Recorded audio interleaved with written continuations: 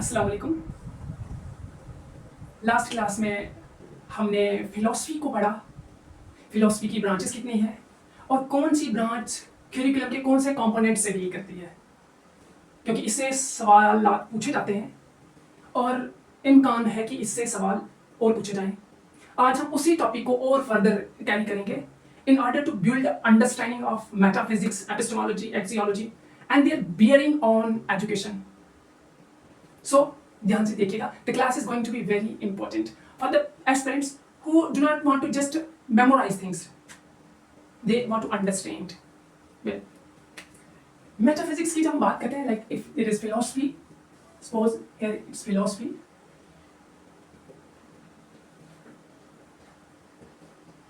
Then there are three branches of philosophy: metaphysics,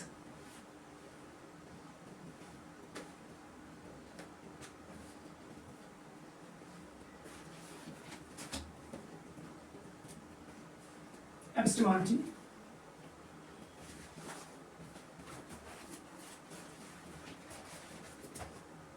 axiology. This is what I taught you in the previous class. Today we'll just break them down, just like the analytical method of studying things. We'll do analysis, just break down them into parts so that we can have better understanding of each component. Metaphysics, यहाँ पे मैं लिखता हूँ, it's metaphysics.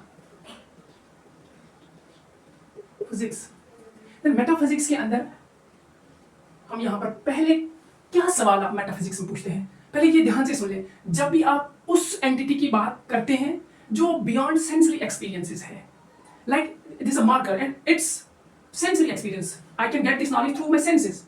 कोई चीज है, मैं सुन रहा हूँ थ्रू योर 5 सेंसेस ऑर्गन जो है, उनसे जो भी इंफॉर्मेशन आप ले रहे हैं, we call them sensory experiences. लेकिन कुछ एक्सपीरियंसेस, कुछ नॉलेज ऐसा होता है जो डायरेक्ट नहीं होता है कि सेंसेस से हम एक्वायर कर सकें, we call that knowledge indirect, और the things that are beyond matter, after matter, matter की बात कुछ है जो हम देख नहीं सकते। हाँ, फिर कैसे? फिर हम थ्रू रीजनिंग, लॉजिक के जरिए उन चीजों तक पूछने की कोशिश करते हैं, जिनको कहते हैं indirect knowledge. Direct, indirect, direct means through senses, आप देख रहे हैं इनको, indirectly through reasoning, logic, mathematics. Metaphysics के अंदर क्या अहम सवाल क्या हो सकते हैं? मेटाफिजिकल क्वेश्चन ये हो सकता है कि इज मैटर रियल और स्पिरिट? स्पिरिट मींस है एक कॉन्शियसनेस, ये यूनिवर्सल कॉन्शियसनेस की हम बात करेंगे। इसको आप कहीं माइंड भी बोल लेते हैं, आगे जाके हम बहुत अच्छे से इसको समझेंगे। या फिर क्या मेटाफिजिकल क्वेश्चन हो सकता है? ये मेटाफिजिकल क्वेश्चन हो सकता है what will happen to us after death, मरने के बाद क्या होगा? What's the concept of hell and heaven? ये मेटाफिजिकल क्वेश्चन हो सकता है। या रियलिटी वन है या मैनी है? अगर मैनी है तो उनके बीच में क्या रिलेशन है आपस में? ये एक मेटाफिजिकल क्वेश्चन हो सकता है। या आप ये कहे, सवाल उठाए कि हमारी बॉडी जो ये मैटर है, ये सोल से कैसे अलग है, या ये एक ही कुछ चीज है, दुनिया एक है या बहुत सारी है? ऐसे जैसे क्वेश्चन आप पूछते हैं मेटाफिजिकल कंपोनेंट में। मेटाफिजिकल में तीन, अब इनको हम समराइज करके 3 कंपोनेंट्स में लिखेंगे। 1 इज सोल, और सोल को हम फर्दर 2 पार्ट्स में डिवाइड करते हैं। एक को हम कहेंगे माइंड, और दूसरे को क्या? दूसरे को हम कहेंगे बॉडी। बॉडी को आप कहीं बार आप मैटर भी देखेंगे, बॉडी को एक जगह बुक में लिखा गया एक्सटेंशन भी।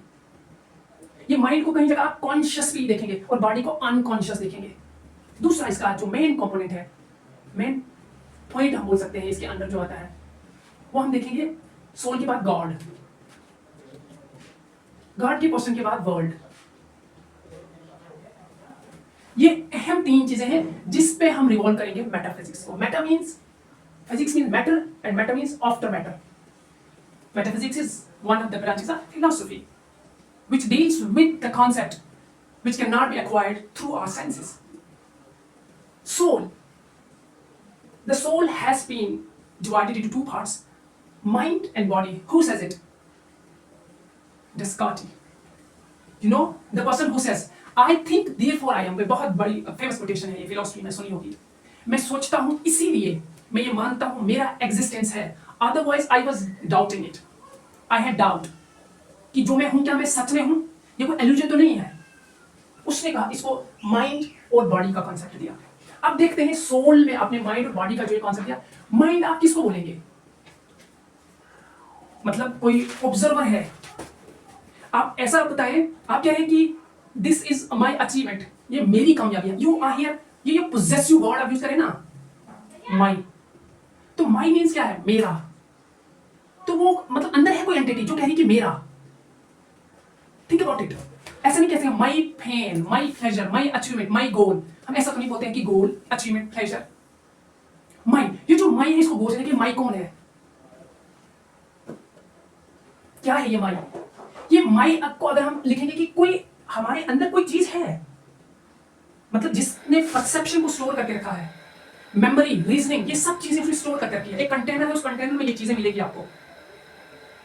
अगर वो कंटेनर ना हो, these things like memory, understanding, memory, reasoning,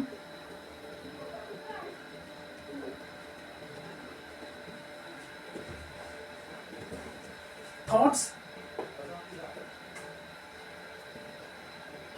अगर माइंड ना हो तो ये चीजें कहां रहेंगी? इन चीजों को किसने अकोमोडेट किया? माइंड ने किया। Sounds good. देन बॉडी, अब बॉडी का क्या पार्ट है फिर? यहां बॉडी का ये पार्ट है, इट्स अ मैटर। बॉडी का ये रोल है कि ये माइंड रहेगा कहां? आप तो दिल में रहेंगी, ऐसा अभी हम फ्रेंड्स को कहते हैं, आप तो मेरे दिल में हमेशा रहेंगी, बसेरा करेंगी। यहाँ पे ये जो माइंड है ये रहेगा कहां? कहां बसेरा करना है? इसने तो बॉडी में ही बसेरा करना है ना। ये सेपरेट क्या ऐसे हो सकता है कि विदाउट बॉडी माइंड हो? तो फिर आप गली मोहल्ले में आप देखते हैं कि थॉट्स, मेमोरी, रीजनिंग, लॉजिक घूम रहा है उस गली में, आप पकड़ लेते हैं। नहीं, ऐसा भी नहीं है। फिर इस चीज के लिए, इन चीजों के लिए बॉडी का होना तो लाजमी है, ये दो चीजों का होना लाजमी है। बॉडी नहीं होगी तो ये थॉट्स, मेमोरी, रीजनिंग कहां रहेगी? और अगर बॉडी है, उसके अंदर माइंड नहीं है, ये थॉट्स, रीजनिंग और मेमोरी तो होगी नहीं, वो तो सिर्फ मैटर है क्या फिर? यानी दो चीज, ड्यूअलिज्म बन गया। यहाँ क्या बन गया? यहाँ इसको हम कहेंगे यहाँ ड्यूअलिज्म। क्या क्या है इस ड्यूअलिज्म में? सर इस ड्यूअलिज्म में एक आपने कहा मैटर है जिसको आप बॉडी कहेंगे, और दूसरा माइंड है। सर यही ड्यूअलिज्म है जिसकी बात कौन करते हैं? डेकार्टिस। डेकार्टी का फेमस कोटेशन एक है, I think therefore I am.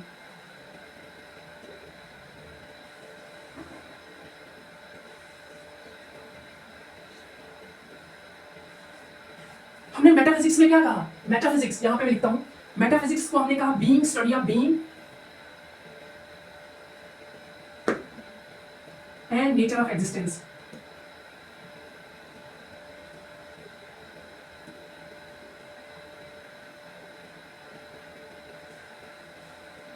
जब आप स्टडी ऑफ बीइंग की बात कर रहे हैं, वो बीइंग क्या है? वो फिजिकल है, स्पिरिचुअल है, इसी की तो बीइंग कर रहे हैं, study of being and nature of existence. फिर उसका नेचर, एसेंस क्या है उसकी एग्जिस्टेंस का?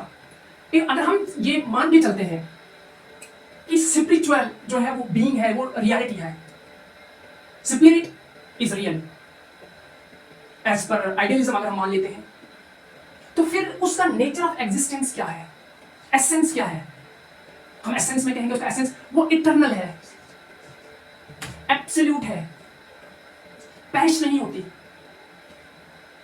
कॉन्शियस है, ऑब्जर्वर है, ये उसका चीज। तो डेस्कार्टेस की बात कर रहा था मैं, जब उसको शक होने लगा अपने एग्जिस्टेंस पे, तो उसने सवाल किया, क्या था वो? कि what if whatever I believe in is wrong, I doubt even mathematics, जो ये नंबर मैथमेटिक्स, थ्योरम, एक्सियम, मैं इन पर भी डाउट करता हूं। फिर उसने कहा आगे बढ़ के कि I think, if I think it proves that there is a thinker. अगर थॉट है, there must be a thinker, सोचने वाला भी वो होगा। यहां से उसने जनरलाइजेशन निकाला, I think therefore I am. यहां से उसने बताया कि मेरी थिंकिंग ही मेरे एग्जिस्टेंस को प्रूव करता है। ये थोड़ा मैं इसके बारे में आपको समझा रहा था। अब ये चीजें हमारी आ गई, याद रखेंगे जो डेस्कार्टी है, डेस्कार्टी को ये ड्यूअलिज्म के अंदर आता है, मतलब इसका आप सम किया फिलॉसफी से जुड़े, जो किसका थ्योरेटिकल पार्ट है वो, हिंट के लिए योगा, थिंक अबाउट इट। उसमें क्या आपने कहा एक साइड क्या है? पुरुष दूसरी साइड प्रकृति, उन्होंने कहा रियलिटी 2 है। जब वो दोनों आपस में मिलते हैं तो कुछ बनता है, कुछ उससे एवोल्यूट्स, देन उसके डेरिवेटिव्स कुछ निकलते हैं, math and so many derivatives. उसने कहा 2, प्रकृति एंड पुरुष। यहाँ पर भी वही कंसेप्ट जैसा लग रहा है, मैटर एंड माइंड, ये दोनों चीजें, सोल के दो, ये दो कंपोनेंट, इन दोनों का होना लाजमी है। ये चीज आप इसमें याद रखें। हाँ, इसी के अंदर एक और है, उनका नाम मैं यहाँ लिखता हूँ, स्पिनोज़ा ने क्या कहा, मोनोइज्म पे उनका बिल्कुल है। एट्रीब्यूट्स, उन्होंने कहा एट्रीब्यूट्स किस चीज की है, सेम सबस्टेंस। कहा मैं इस चीज को नहीं मानता स्पिनोज़ा कि ये एक ही कॉइन के 2 साइड्स हैं, इसलिए इनको मोनिज्म कहा। ये ड्यूल पे नहीं मानते। फिर इसके बाद एक और आए जिनका नाम ह्यूम है। ह्यूम साहब ने क्या कहा, उन्होंने माना जो एग्जिस्टेंस ऑफ सेल्फ है, सेल्फ को भी उन्होंने माना, और कॉजुअलिटी। लेकिन आगे उन्होंने क्या कहा कि एक्सपीरियंसेस जो है आर डिफरेंट। समझते हैं क्या कहना चाह रहे थे ये? तो हम ठीक है, सेल्फ का एग्जिस्टेंस है, कॉजुअलिटी को भी मैं देख रहा था। Causality means cause and effect. Science में अक्सर हम कहते हैं कि अगर आप हैं तो कोई ना कोई इसका कॉज है। अगर बारिश हो रही है तो इसका कोई कॉज होगा, अगर समंदर से पानी ऊपर आ रहा है उसका कोई कॉज होगा, ये जो टाइड्स है कोई कॉज होगा। फिर कॉज से पता चलता है ये ग्रेविटेशनल पुल लग रहा है मून से, प्लैनेट्स ऑर्बिटिंग सन, कॉज होगा ग्रेविटेशनल फोर्स। उसने उसको पकड़ के रखा। यहाँ पे एटमॉस्फेयर है तो वो ऊपर क्यों नहीं जा रहा है, किसने पकड़ के रखा, किसी ने, कोई कॉज है, क्या है, ग्रेविटी है। ये चीजें हम पढ़ते हैं। उन्हें कहा कॉज, ये जो कॉजुअलिटी है, ये जो आप कॉजुअलिटी कहते हैं, मैं इस चीज को नहीं मानता। ये एक सीक्वेंस ऑफ इवेंट्स है। जैसे कॉर्ड किससे बनती है, मिल्क से, तो हम ये कहेंगे कि कॉर्ड का कॉज क्या है, मिल्क है। उन्होंने कहा नहीं, ये सीक्वेंस ऑफ इवेंट्स है, यानी मिल्क के बाद कॉर्ड ही बनेगी। आपने उसको कॉज बना लिया, लेकिन मैं इसको कहूंगा सीक्वेंस ऑफ इवेंट है। पेन है तो ड्रॉप कर दूं, टूट गया, कॉज क्या है, इसको छोड़ना। उसने कहा नहीं, कोई कॉज नहीं है, बस आप जब छोड़ते हैं तो दूसरा सीक्वेंस ऑफ इवेंट जो है वो टूटना ही है इसका। ये ह्यूम कह रहे थे कॉजुअलिटी को लेकर, थोड़ा डिफरेंस ओपिनियन। फिर कहा इन्होंने कि ये जो एक्सपीरियंसेस आर डिफरेंट, यानी आप उसी कॉर्ड को, उसी दही को आप देखें तो आपको शायद क्या याद है, अच्छे एक्सपीरियंसेस याद आएंगे कि हाँ यार बहुत अच्छी है ये। दूसरा देखिए साथ में आपके, वो कहे नहीं यार दूर रखिए, इसमें लैक्टिक एसिड होता है यार, मेरे स्टमक के लिए वो अच्छा नहीं है, गैस्ट्राइटिस है, मैं पहले ही एंटासिड ले रहा हूं।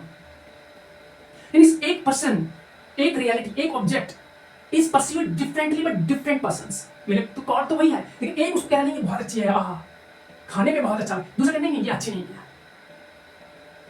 Experiences are different. आगे जाके हम इसको आइडियलिज्म में बहुत अच्छे से पढ़ेंगे कि उन्होंने क्या कहा। रियलिज्म ने कहा कि ऑब्जेक्ट के अंदर ही उसकी एट्रीब्यूट, उसकी क्वालिटीज होती है, ये रियलिज्म कह रही है। आइडियलिज्म ने कहा नहीं, इंसान का जो नॉलेज होता है वो इन्फ्लुएंस करता है ऑब्जेक्ट को। आपका नॉलेज जिस लेवल का है आप उसी लेवल से उसको परस्यू करेंगे उस ऑब्जेक्ट को। आगे पढ़ेंगे अब इसमें यहां तक हम पहुंच गए, ये मेटाफिजिक्स का सारा चल रहा है। ह्यूम साहब ने भी अपनी डेफिनेशन दे दी। कभी कभार अगर आपको लगता है कॉन्शियस एंड अनकॉन्शियस, इससे एसोसिएट करते हैं, मैं यहां पे लिख देता हूं कॉन्शियस एंड अनकॉन्शियस।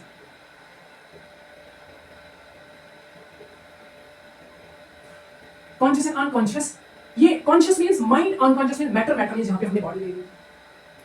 तो इनके बीच में ये स्पिनोज़ा कह रहे हैं कि इनके बीच में they do not affect each other. Consciousness, conscious और अनकॉन्शियस डू नॉट अफेक्ट या इन्फ्लुएंस ईच अदर।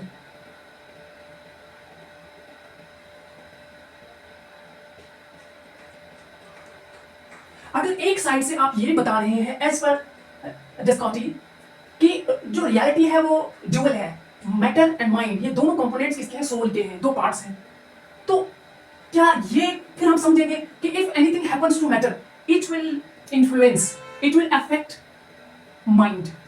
एग्जांपल ले लेते हैं हमारा ये as per this perspective, your body, I mean your body as well as something underneath your body, जिसको आप ये सोल, रूह बोल रहे हैं, आत्मा। तो if anything happens to your physique, your physical health is not good, it will definitely affect your mental health. मतलब एक दूसरे को इन्फ्लुएंस कर रही है। वेल थोड़ा बहुत आया समझ। तो स्पिनोजा ने क्या कहा, ये एक दूसरे को इन्फ्लुएंस नहीं करते क्योंकि वो इनको एक ही चीज समझता है। आगे जाकर फिर मेटाफिजिक्स में हम क्या देखेंगे, बट आज मैं लिख देता हूं। मेटाफिजिक्स में आपकी को कौन कौन सी ब्रांचेस आती हैं। एक को आप कहेंगे कॉस्मोलॉजी,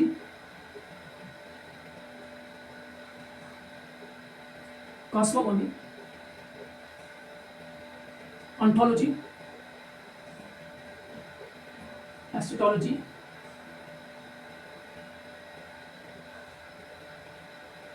ये कुछ इसकी ब्रांचेस आती हैं।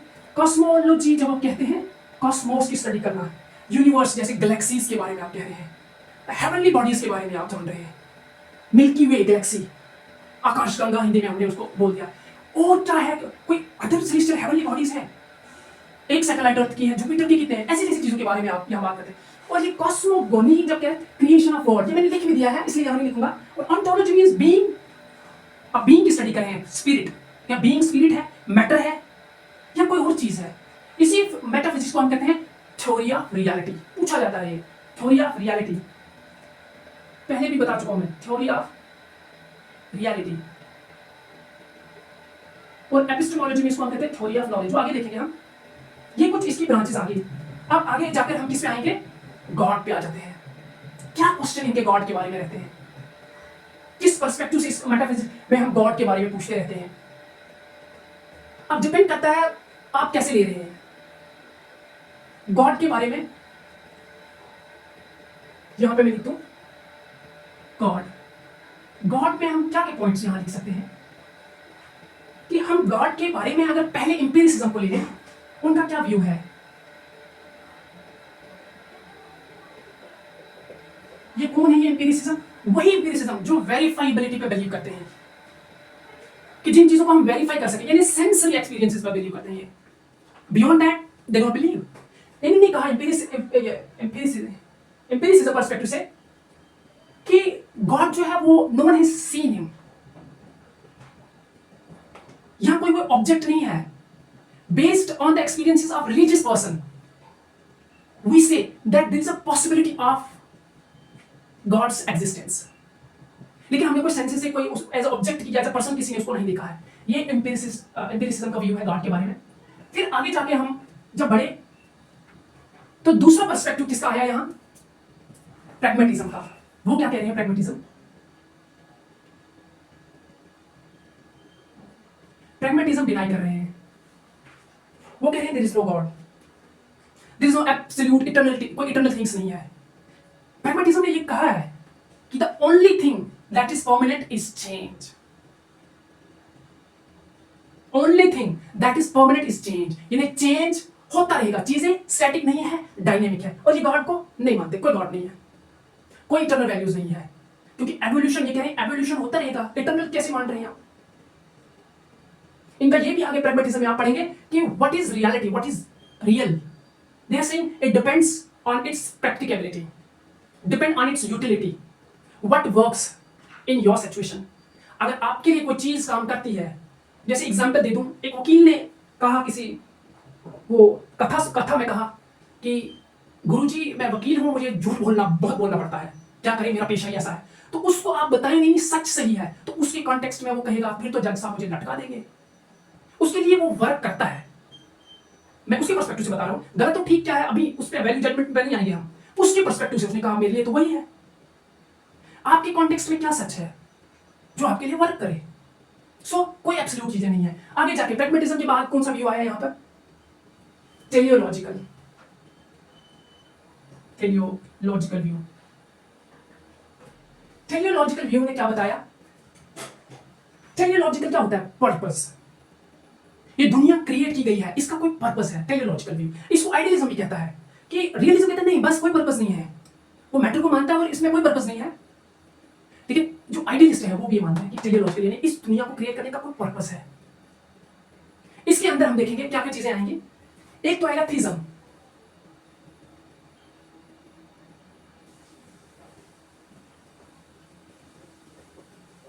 थीज्म,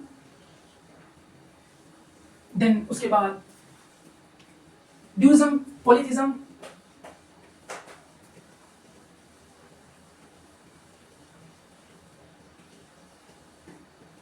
पॉलीथिज्म, और इसके बाद हम लिखेंगे मोनोइज्म, मोनोथिज्म,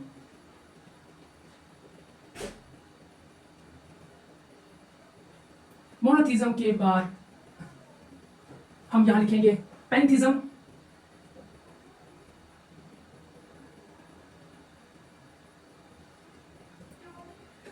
देन एग्नोस्टिसिज्म,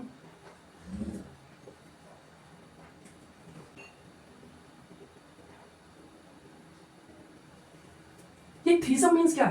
थीज्म में उसने कहा कि देयर इज स्पिरिचुअल बीइंग, वो रियलिटी है और man can enter into intimate relationship, इंसान उसके साथ इंटीमेट लेवल क्लोज जा सकता है। यानी कहने का ये है कि शायद हम उसका पार्ट है, उसी का एक हिस्सा है, इसलिए हम इतना इंटीमेट रिलेशनशिप बना सकते हैं। ड्यूइज्म में उन्होंने कहा हाँ है स्पिरिचुअल बीइंग, लेकिन कोई मिरेकल नहीं होते यहाँ पर, ये मिरेकल श्रीकल को नहीं मानता। पॉलीथिज्म मीन्स कि मैनी गॉड्स, आप बहुत सारे गॉड्स को मानते हैं। Monotheism means single, reality single है। आप आइडियलिज्म को कहेंगे तो ये वो मोनोथिज्म में आ जाएंगे, वो सिर्फ स्पिरिट को मानते हैं और किसी को मानते ही नहीं है। आप रियलिस्ट को बताएंगे क्या वो मोनोथिज्म में आते हैं? हाँ, वो सिर्फ मैटर को मानते हैं और किसी को मानते ही नहीं है, एक चीज को मानना। देन उसके बाद pantheism is everything is God and God is everything. जो भी आपको संसार में मिल रहा है, सूरज का चढ़ना, दरियाओं का चढ़ना, पहाड़, जो कुछ दिख रहा है, everything is God and God is everything.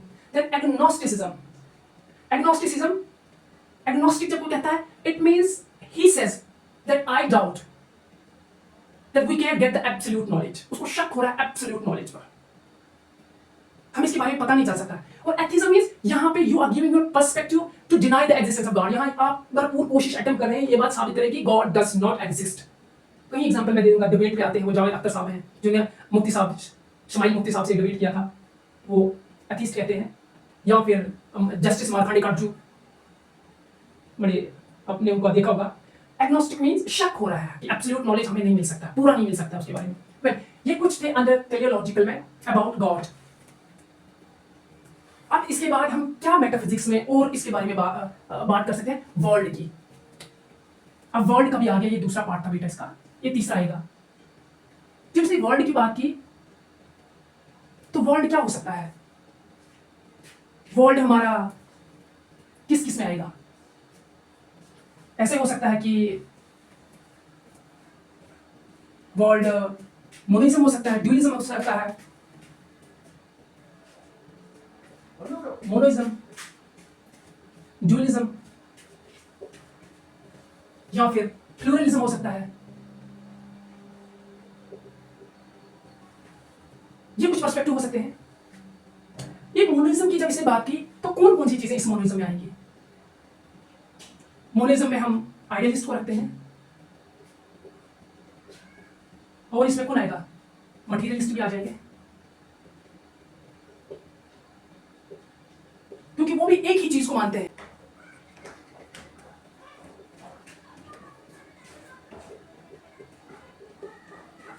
और इसको रखेंगे जो डेस्कार्टी, इसको भी हम रख लेते हैं, अगर किसी फिलोसफर को रखना होगा तो डेस्कार्टी, जिसने कहा कि दो चीजें हैं, मैटर और स्पिरिट। प्लूरलिज्म मींस मतलब डिफरेंट पर्सपेक्टिव्स हो सकते हैं। देता हूं, प्लेटो एक प्लूरलिस्ट थे, जिन्होंने कहा रियलिटी जो होती है वो फॉर्म भी हो सकती है, आइडियाज भी हो सकते हैं, या फिर कुछ और चीज भी को भी उसने माना था। वो प्लूरलिस्ट थे प्लेटो, उनका प्लूरलिस्टिक व्यू था उनका। ये कुछ व्यूज वो वर्ल्ड के बारे में दे रहे हैं। अब ये सारा हमारा मेटाफिजिक्स आज हो गया। इसको करिकुलम एजुकेशन में जब क्वेश्चन पूछा जाएगा तो वो क्या कहेंगे कि मेटाफिजिकल क्वेश्चन कौन है? जैसे वो स्पिरिट की बात करें, स्पिरिट सही है, रियल है, या फिर मैटर है, तो आप मेटाफिजिक्स से डील कर रहे हैं कि अल्टीमेट। और ये metaphysics always deals with general problems. यहाँ पे लिख दूं मैं, जनरल प्रॉब्लम्स। आप साइकोलॉजी को पढ़ते हैं, एक स्पेसिफिक फील्ड में लर्निंग के रिलेटेड वो प्रॉब्लम्स को डील करेगी। आप दूसरे सब्जेक्ट को पढ़ेंगे एक स्पेसिफिक एरिया को लेकर, लेकिन मेटाफिजिक्स जो है वो जनरल प्रॉब्लम को लेकर। एक बात बताता हूं, आप जो ये कह रहे हैं कि दरिया है, त्रिंद परिंद, देन इतने पहाड़ हैं, ये सब कुछ चीजें हैं, ये फिर मेटाफिजिक्स ने कहा कि इनका क्या रिलेशन है विद ह्यूमन बीइंग्स। ये जो पहाड़ हैं आपके लिए, ह्यूमन बीइंग्स के लिए ये एक ऐसा हो सकता है कि inaccessibility to remote areas, geography में आपका जो कॉन्सेप्ट्स हैं, अर्थ का रोटेशन होना, rolls around the sun 365 days, gravitational, its gravitational force, they have been binding together and all that. लेकिन उनका रिलेशन हमारे ह्यूमन बीइंग सोसाइटी के साथ क्या है? यानी अलग अलग सीजन्स हैं हमारे लिए, जिसमें अलग अलग फसलें उगती हैं, जिन पे इंसान का दारोमदार है, डिपेंड है उन पर। ये मेटाफिजिक्स बोलती है कि मैटर का फिर उनका हम पर क्या इंपैक्ट है, हमारा उनके साथ क्या रिलेशन है, एनवायरनमेंट कैसे हमें अफेक्ट कर सकता है। इसीलिए फिर हमें ये रिस्पॉन्सिबिलिटी बनेगी कि हम अपने गिरदोनवा माहौल को आलूदा ना करें, उसको कैसे बचाएं, वो मेजर है। ये मेटाफिजिक्स बोल रही है हमें सारी बातें। ये फिजिकल तो है, लेकिन आपको कोई रिलेशन है इनका। इकोसिस्टम है, एक किसी में चेंज आके तो वो डायरेक्टली एंड डायरेक्टली आप पर अफेक्ट होना है। फिर ये सारी मेटाफिजिकल कॉन्सेप्ट्स थे। और इसमें ये क्वेश्चन पूछा, थ्योरी ऑफ रियलिटी किसको कहा जाता है? वो इसी को कहा जाता है, क्या रियल है, वो कैसे रियलिटी आप जानेंगे? वो रियलिटी आप थ्रू सेंसेस से नहीं जान सकते हैं। That's metaphysics of to matter. Through reasoning से आप उस चीज को पता लगा सकते हैं। इसीलिए आइडियलिज्म ने कहा कि सबसे ज्यादा फोकस होना चाहिए कि mind, development of mind, cognition. Mind he pursue करेगा रियलिटी को। आगे बढ़ेंगे, इंटरेस्टिंग चीज है। जब बर्कली ने कहा था to be is to be perceived, किसी चीज का होना, इसका सिर्फ होना,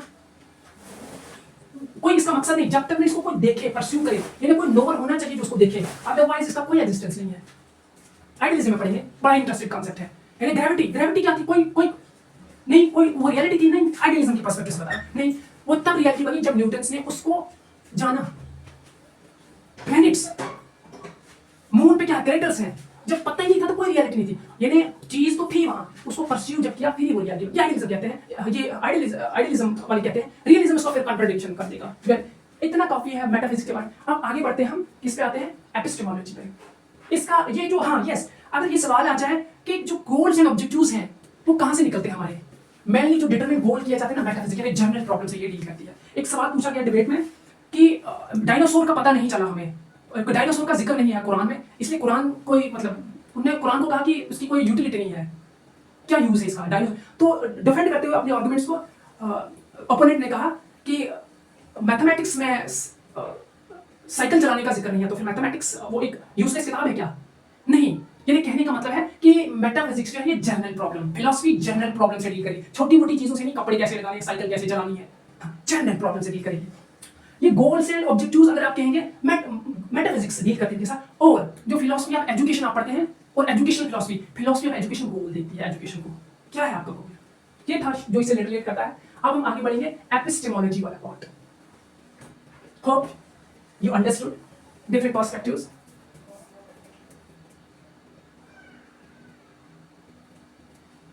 एपिस्टेमोलॉजी को हम थोड़ा सा इसको रफ करके यहां लिख देंगे।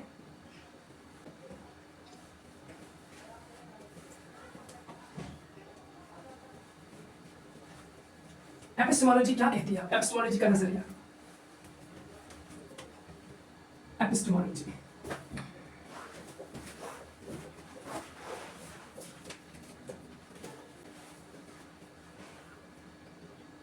How to no. अभी बताता हूं मैं, व्हाट टू नो, जाने क्या,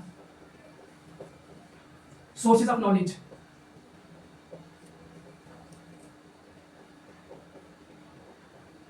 लिमिटेशन,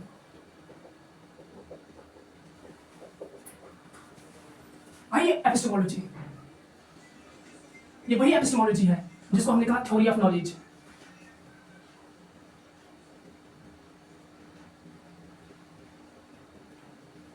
पूछा जाता है डायरेक्ट, ऐसे पूछे, थ्योरी ऑफ नॉलेज इसको बोलते हैं, एपिस्टेमोलॉजी को कहते हैं। आपने इसके अंदर देखा how to know, what to know, जानना क्या है और जानना कैसे है। जब मैं ये कहता हूं ना व्हाट टू नो, यानी कंटेंट आप देख रहे हैं, मतलब क्या जाने हम, फिजिक्स जाने, केमिस्ट्री जाने, लिटरेचर जाने, और फिर सवाल आता है कैसे जाने, through experimentation, observation, lecture, project. समझ गए कि जाने क्या, फिर वो जाने कैसे, how to know, what to know. अगर यहाँ पे एक और WH क्वेश्चन आता है व्हाई टू नो, वो व्हाई जो है वो मेटाफिजिक्स में आ जाएगा, व्हाई। इसलिए कहते हैं कि पर्पस, व्हाई जब आप कहेंगे व्हाई टू नो, वो मेटाफिजिक्स डील करेगी। क्यों हम पढ़े? क्योंकि जिंदगी का मकसद है प्रिपरेशन फॉर लाइफ। आगे फ्यूचरिस्टिक, फ्यूचरिस्टिक इन नेचर, आगे 15 साल के बाद एक समाज में रहकर अपनी जिंदगी में आपको किन किन दुश्वारियों का सामना, कौन कौन से चैलेंजेस होंगे, उनके लिए पहले तैयार किया जाएगा। थोड़ा tool we call it curriculum. Good. तो फिर ये अगर गोल है लाइफ का, फिर ये गोल लाइफ का ये गोल कहां से मिला? लाइफ का ये जो गोल है, यानी लाइफ के गोल ने एजुकेशन को डिटरमिन किया, और लाइफ का खुद ये जो गोल है इसको किसने डिटरमिन किया? फिलॉसफी ने किया। How to know, what to know, sources of knowledge. अब मैं ये किस चीज को कहूं कि ये नॉलेज सही है, वो नॉलेज इनवैलिड है? तो अक्सर आप देखते हैं different philosophy, Samkhya philosophy, Vedanta philosophy, Yoga philosophy, आप देखते हैं एपिस्टेमोलॉजी के अंदर उनके क्या है? प्रत्यक्ष, अनुमान, अनुलब्धि, उपमाना, कुछ ऐसी जैसे कंपैरिजन, इन्फ्रेंसेस, शब्द, टेस्टिमोनी, ये जी एपिस्टेमोलॉजी यानी सोर्सेज ऑफ नॉलेज। आपकी गीता ने कहा, आपकी बाइबल कुरान ने कही कोई चीज, आप उसको सत्य मानते हैं, आप मानते हैं ऑथेंटिक सोर्स ऑफ नॉलेज है, अथॉरिटी भी कभी कभार इसको बताया जाता है। आपकी सेंसेस ने जो चीज देखी है, डायरेक्ट कांटेक्ट जो हो रहा है, ये ट्री है, वो प्लांट है, एनिमल है, बॉल है, रूम है, फैन है, बोर्ड, यू से इट्स ट्रू, मेरी सेंस ने देखा। And some knowledge is not direct, they can be perceived through our senses, then there we do reasoning, हम reasoning में involved होते हैं, inductive reasoning, deductive reasoning, sources of knowledge, ये कुछ sources of knowledge है। वेदांता के 6 एपिस्टेमोलॉजी में, संख्या फिलॉसफी, ये अक्सर ये क्वेश्चन भी पूछे जाएंगे, बट वहां नहीं अभी हम जाएंगे। थ्योरी ऑफ नॉलेज इसको हम कहेंगे। फिर लिमिटेशन, नॉलेज की क्या लिमिट है, कहां तक हम जान सकते हैं, चाहे आप सेंसरी एक्सपीरियंस से देखें, आप रीजनिंग से देखें, लॉजिक से आप देखें, कोई इक्वेशन, मैथमेटिकल इक्वेशंस लगाकर आप देखें। एक यहां हम लेंगे परसेप्चुअल एंड कंसेप्चुअल, परसेप्चुअल या फिर कंसेप्चुअल, समझते हैं इसको। उसके बाद क्या हो सकता है? नॉलेज सब्जेक्टिव हो सकता है, ऑब्जेक्टिव हो सकता है।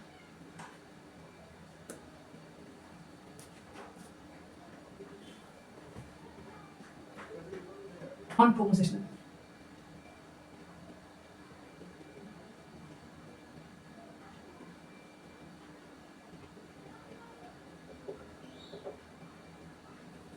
परसेप्चुअल मीन्स यहां पे एक बात कही गई है कि concept should be preceded by precept,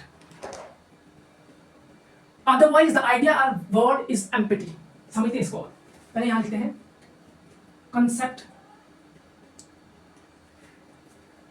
should be preceded by precept. क्या है ये?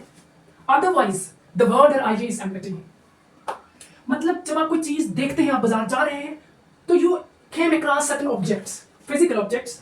First there is sensory experience, through sense that your senses get information, get data, and that data is raw data.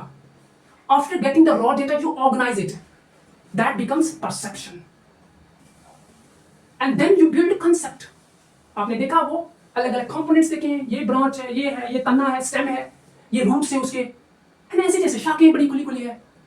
तो बाद में आपने concept इनको organise किया, concept बना लिया कि ये दरख्त है, प्रोसेसिंग होगी, कंसेप्ट। तो यहां पे कहने का मतलब है कि फिर रियलिज्म ने भी ये बात कही कि बच्चों को जब पढ़ाना है, पहले उनको वो सेंसरी एक्सपीरियंस दे दें, उसके बाद जो उस पर कॉन्सेप्ट बिल्ड होगा वो स्ट्रांग होगा। Hope you understood. सॉरी, यहां पे ये कॉन्सेप्ट, फिर उनके बाद वो precept, subject to objective. Subject to objective knowledge क्या होता है? मैं आपके सामने खड़ा हूं और मैं किसी चीज को ये कहूं कि this is a white board marker. क्या है ये? ऑब्जेक्टिविटी। हाँ, ये व्हाइट बोर्ड मार्कर है, temporary one. Then if you its object to knowledge, of course ये एक थिंग है जिसको सब जो भी आएगा वो ये कहेगा मार्कर है, व्हाइट बोर्ड का है। देन बट इफ यू से this is a very beautiful marker, the beautiful, it means the beauty is associated with your experiences. Maybe you can write smoothly, smooth चलता है बोर्ड में, इसलिए आप beautiful कहते हैं। किसी चीज ने, किसी दूसरे पर्सन ने इसको कहा कि ये सही नहीं है यार, मे बी उसको इंक लगती होगी व्हाइट कमीज में, तो वो उसके लिए सही है। तो ये जो ब्यूटी है ना, दैट्स सब्जेक्टिव, जिसको आइडियलिज्म ने भी फिर कहा कि जो मैं पहली बात करी, रियलिज्म ने कहा इस ऑब्जेक्ट के अंदर अपनी एट्रीब्यूट्स क्वालिटीज है, आइडियलिज्म ने कहा नहीं, इसको एट्रीब्यूट्स, जो object is influenced by knowledge, is influenced by the knower. Well, समझ गए सब्जेक्ट और ऑब्जेक्टिव क्या हो सकता है। और प्रोपोजिशन और नॉन प्रोपोजिशन होता है ज्यादातर साइंटिफिक, आपके फैक्ट्स, आपके लॉज है, और non proposition is non scientific. आगे देखते हैं इसके बारे में। अब इसे एपिस्टेमोलॉजी के अंदर अगर मैं आपको बताऊं, जैसे ये सोर्सेज ऑफ नॉलेज आप देखते हैं, तो क्या सोर्सेज ऑफ नॉलेज होंगे? यहाँ पे डायग्राम बनाए हम, हाँ यहाँ पे ठीक है ना। क्या कहाँ से आपको नॉलेज मिलता है? Through senses. हाँ सर वो प्लॉट है, दैट्स द बिल्डिंग, और there is my house, there is a ground we used to play together. When you get it through your senses, then we can say senses. Pratyaks. Other, what are the other sources? Other sources can be intuition. Intuition के आपको पता होगी intuition क्या होता है? एक sudden flash of insight. आपको ये चीज़ नहीं यार वहाँ नहीं जाऊँगा मैं. आप यहाँ बैठने लग रहे नहीं यार वहाँ नहीं जाऊँगा. Very intuitive person. Intuitions हो सकती है. और क्या हो सकता है? और scriptures हो सकती हैं. जिनको आप शब्द कहें या अथॉरिटी कहें या बुक स्क्रिप्चर्स लिखें. और क्या हो सकता है स्क्रिप्चर्स के अलावा? इन्फ्लुएंसेस हो सकते हैं. सारा नॉलेज सेंसेस से नहीं आप एक्वायर कर सकते हैं.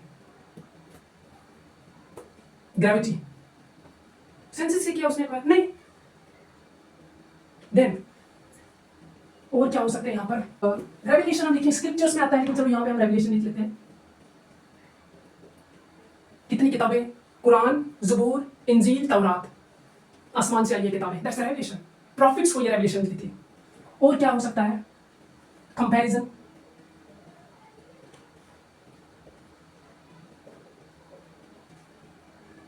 कुछ और?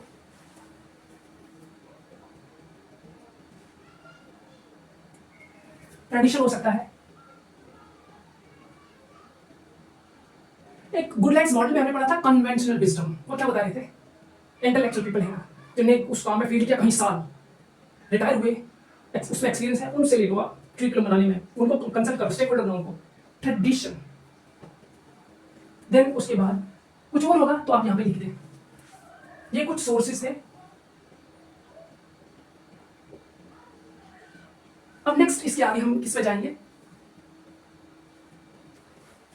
कुछ थ्योरीज है. Just draw a triangle. Theory of correspondence.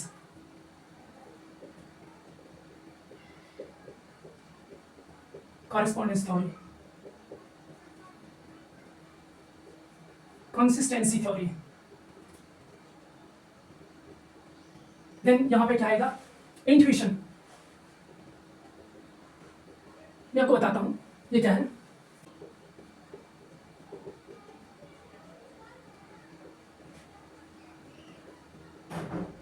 इनसे आप जस्टिफाई कर रहे हैं अपना knowledge.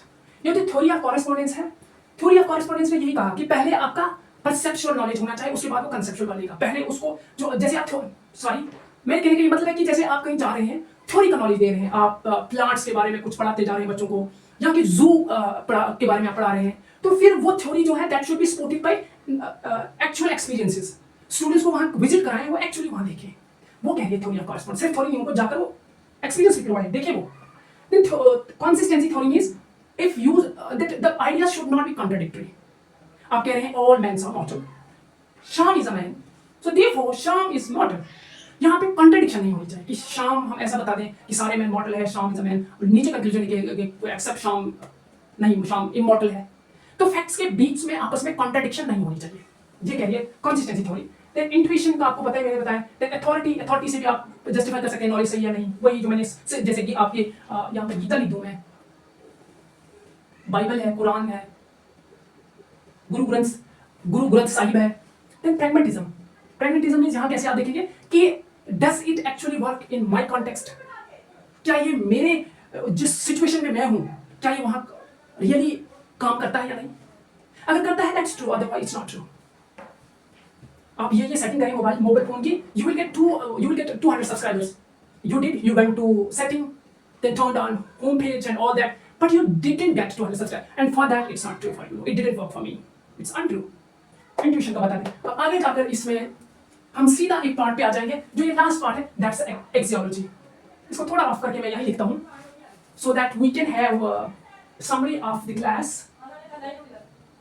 because before dismissing the class, I'll have to summarize it. Axiology third part है, metaphysics फर्स्ट. इसको 1 लिखते हैं हम, थर्ड में 1 2 and this one is 3. Axiology.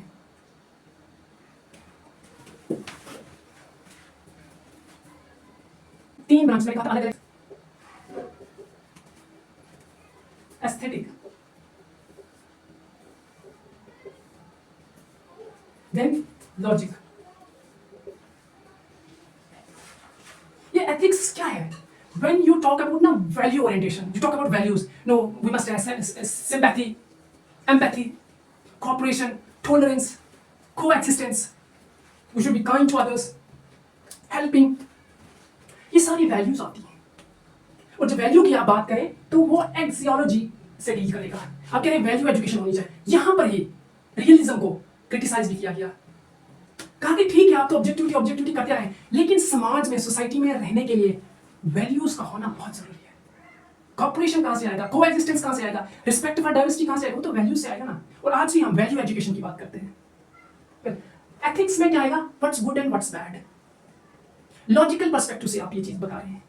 Then aesthetic में व्हाट्स ब्यूटी, कि किस चीज को आप ब्यूटी कहते हैं। पेंटर ने एक जैसे आर्ट की एग्जांपल ले, परफॉर्मिंग आर्ट हो या विजुअल आर्ट, पेंटिंग देखिए, यू से wow this is the most beautiful painting I have ever seen in my life. What's that? The other person might, that same painting might evoke some emotional thoughts for other persons. Some disturbing experiences might get evoked by the same painting, which is called by other person beautiful. तो ये aesthetic क्या है? एक painting एक painter ने बनाई, उसमें beauty है, या कि पेंटर वो जो बनाने वाला है उसमें ब्यूटी है, या फिर वो देखने वाला जो है उसमें ब्यूटी है, बिहोल्डर की आइज में है, किसमें है? ऐसे जैसे क्वेश्चन आप एस्थेटिक में पूछते हैं। What's aesthetic to you? When I see greenery, someone commented wow that's aesthetic. दूसरे पर्सन के लिए कोई और चीज हो सकती है। लॉजिक, अंडर लॉजिक इंडक्शन और डिडक्शन जैसे रीजनिंग हम करते हैं।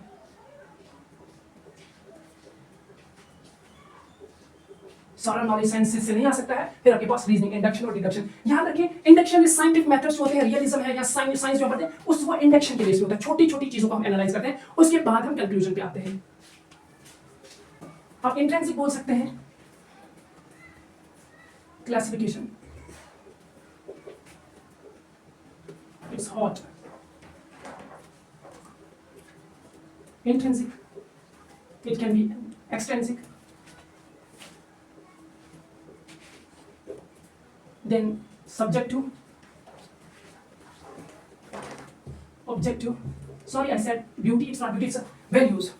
Classification of values. Absolute, relative.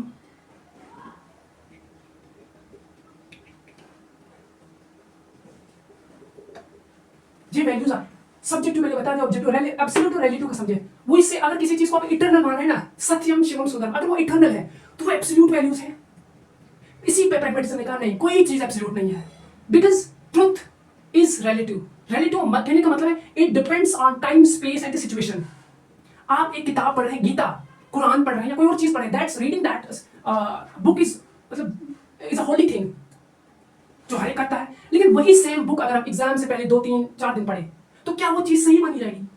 नहीं, यानी कॉन्टेक्स्ट उसको डिफरेंट है।